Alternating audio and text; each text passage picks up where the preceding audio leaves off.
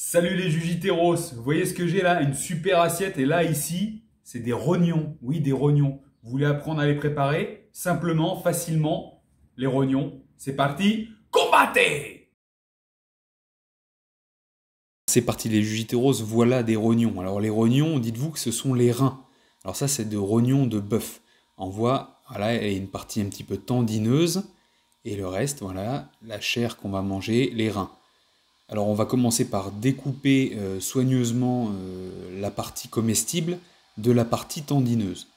Alors pourquoi manger des rognons? Les rognons, c'est peut-être pas forcément la première chose qui vous vient à l'esprit, mais déjà c'est une super source de protéines.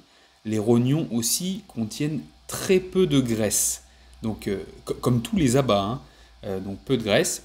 Alors là, je vous montre la partie tendineuse qu'il faut retirer. Alors si vous en laissez un petit bout, c'est pas ça qui va vous tuer, hein. C'est juste pour le côté goûteux quand on va manger, la qualité de mastication. Donc pour revenir à nos rognons, c'est un aliment qui est riche en protéines, qui contient peu de graisse, mais aussi qui est très très riche en vitamine B, vitamine B3, vitamine B5, vitamine B6. Les abats sont les aliments qui contiennent le plus de vitamine B. Voilà. Et ça, c'est essentiel pour le fonctionnement énergétique, pour la régulation du système nerveux, pour énormément de choses qui se passent dans le corps. Et on a d'énerver, on appelle ça d'énerver, et une fois que c'est fait, on va couper tous les morceaux, on va essayer de les couper de la même taille pour que la cuisson soit homogène, pour éviter d'avoir des morceaux qui soient trop cuits et d'autres pas assez cuits.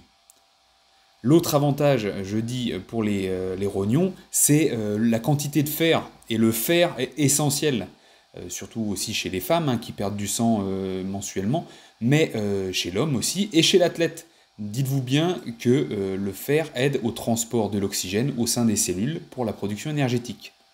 Alors là, on passe à la cuisson. Alors la poêle est chauffée assez forte, j'ai huilé, je répartis mes rognons, et une fois que c'est dedans, je mets à feu moyen, fort, et je couvre. Alors, le point clé, c'est de ne pas faire chauffer trop fort les rognons, parce qu'après, ça peut durcir, et ça devient caoutchouteux, et donc après, le plaisir dans la bouche et dans l'assiette n'est pas le même. Tandis que si on garde quelque chose un feu maîtrisé, on garde quelque chose de moelleux, vraiment fondant et vraiment avec un goût très très appréciable. Alors vous voyez, pour éviter que ça colle, on vient brasser régulièrement. Alors la petite technique, c'est qu'au centre de la poêle, c'est toujours plus chaud. Et on couvre. Pourquoi on couvre? Comme ça, on garde l'humidité dedans et ça cuit dans son jus. Vous voyez, ça bloubloute, ça mijote. Et là, je rajoute quelques champignons. Alors, c'est champignons en boîte, c'est pas toujours le top du top, mais j'avais pas autre chose. Des champignons, on mélange. Et vous voyez, pour le moment, il n'y a que les rognons et les champignons et le jus des rognons, le jus naturel. Là, je rajoute de l'ail en semoule. Il faut bien y aller là-dessus. Moi, j'adore l'ail de toute façon. Ça mijote, on couvre. On laisse quelques minutes, on brasse, et là, je rajoute l'équivalent d'une bonne cuillère à soupe de vinaigre balsamique. Et là, ça va venir donner un petit goût supplémentaire. Vraiment, vous m'en direz des nouvelles. On brasse, voilà, pour bien répartir les saveurs. Et puis, vous voyez, la texture, la couleur, c'est surtout ça. Là, c'est bon. Il n'y a plus qu'à dresser dans l'assiette. Vous voyez, une belle assiette. Chou-fleur, laitue, des myrtilles, un filet d'huile d'olive. Regardez-moi ça. Moi, je vous dis bon appétit tout le monde.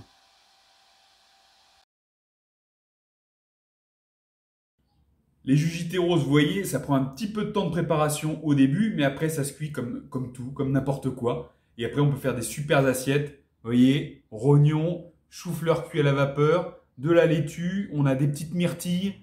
Il y a un ensemble de vitamines, de nutriments, des protéines. Voilà. Qu'est-ce qu'on veut de mieux?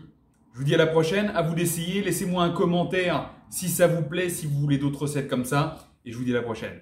Paro!